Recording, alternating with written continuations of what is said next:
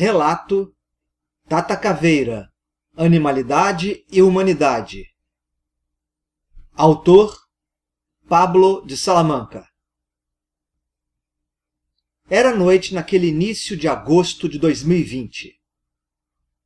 Passava das 23 horas. Eu estava ainda muito desperto. Não tinha vontade de dormir quando vieram à minha mente algumas ideias em sequência rápida. Era algo que fazia sentido e resolvi descer as escadas da casa rumo à sala em busca de papel e caneta. Pensava em deixar aquelas ideias fluírem e ver no que daria ao final. Assim que sentei-me, a mensagem a seguir foi devidamente registrada. Na passagem da animalidade para a fase humana, embora ainda muito rudimentar, o espírito humanizado era muito centrado em si mesmo.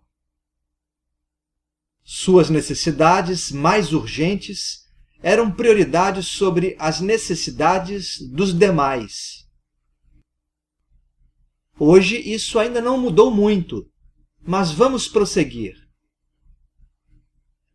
Entretanto, pelas dificuldades do mundo primitivo, o ser humano percebeu que viver em grupo era vantajoso. Mas isso não o diferenciou de boa parte dos animais que também vivem em grupo. Com o tempo, os laços familiares se fortaleceram e defender a própria família era importante, se não fundamental para a sobrevivência.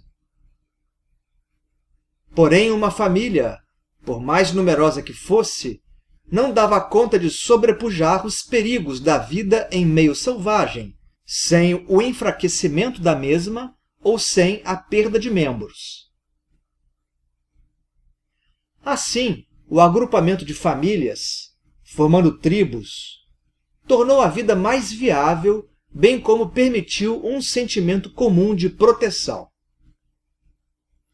Vivendo de forma tribal, evidentemente, era melhor para lidar com animais selvagens e obter alimento.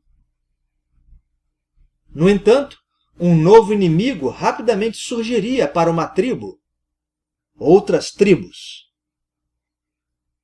Neste contexto, se desenvolveu um sentimento de separação entre coletividades humanas. E isto, com o tempo, ganhou escala.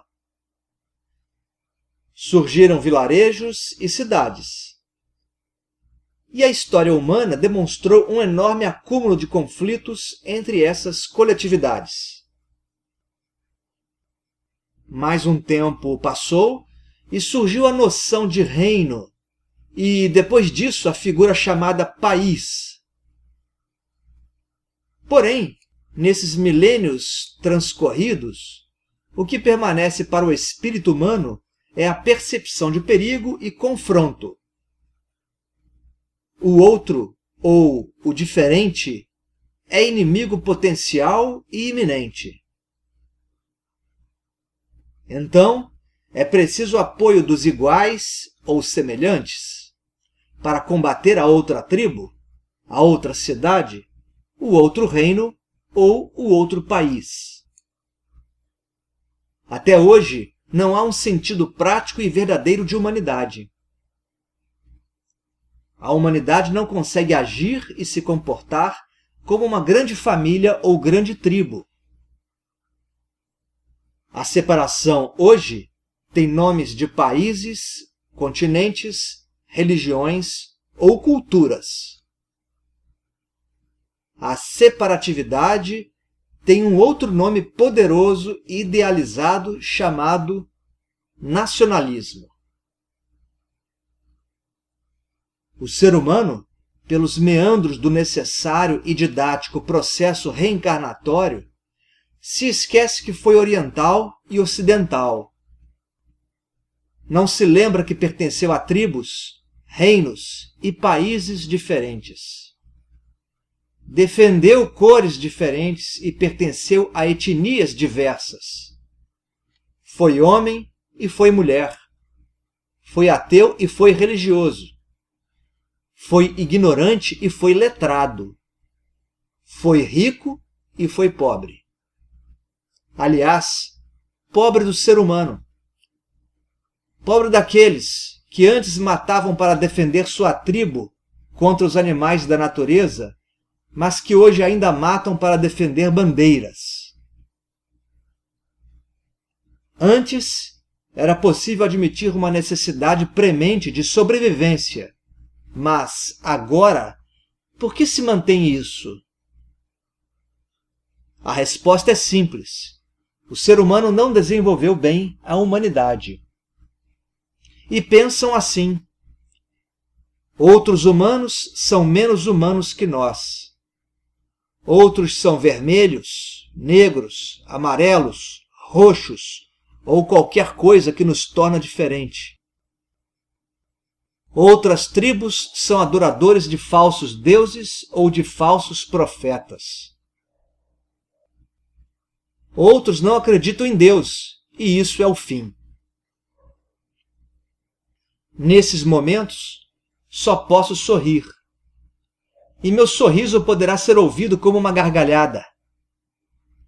Embora eu possa me expressar bem pela caneta através da mão do médium, porque já fui letrado em outros tempos, prefiro terminar esta mensagem com uma gargalhada, que não é feliz, mas expressão legítima de Exu, ao notar que o ser humano atingiu inteligência e ciência, mas ainda caminha e age na Terra com uma forte dose de animalidade, desde milênios e milênios.